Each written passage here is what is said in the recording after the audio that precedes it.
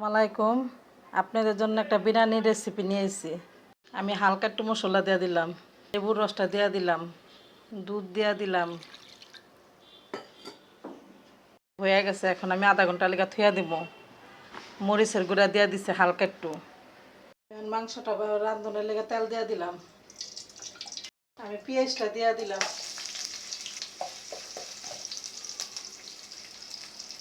আদা রসুনটা দিয়ে দিলাম, পেঁয়াজ বাটা দিয়ে দিলাম, মশলা, তেজপাতা, কাঁচামরিচের বাটা সব একসাথে দিয়ে দিলাম। ধনিয়ার গুঁড়া, লবণ, মরিচ একসাথে দিয়ে দিলাম। ওটা দিয়ে দিলাম, মাংসের সাথে আলু দিয়ে দিলাম, দুধ দিয়ে দিলাম।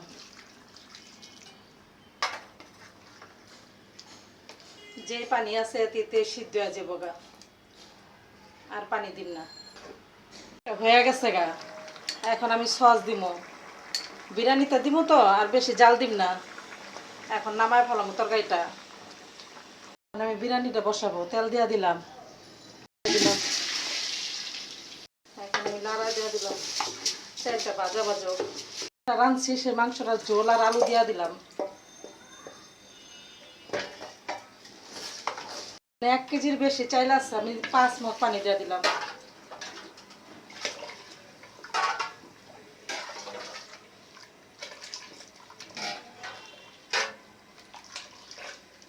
ঘিটা দিয়ে দিলাম, জলটা দিয়ে দিলাম, সামান্য একটু লবণ লাগতো, লবণটা দিয়ে দিলাম।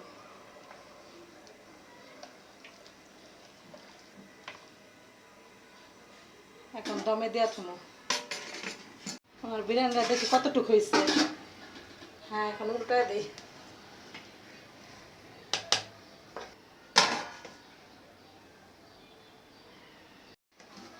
আমার বিরিয়ানিটা হয়ে গেছে গা, এখন আমি নামায় ফেলাইব। হ্যাঁ, হয়ে গেছে গা, এখন আমি নামায় ফেলাম। আমার বিরিয়ানির রেসিপিটা হয়ে গেছে গা। ভিডিওটা যদি ভালো লাগে লাইক করবেন, কমেন্ট করবেন, শেয়ার করবেন।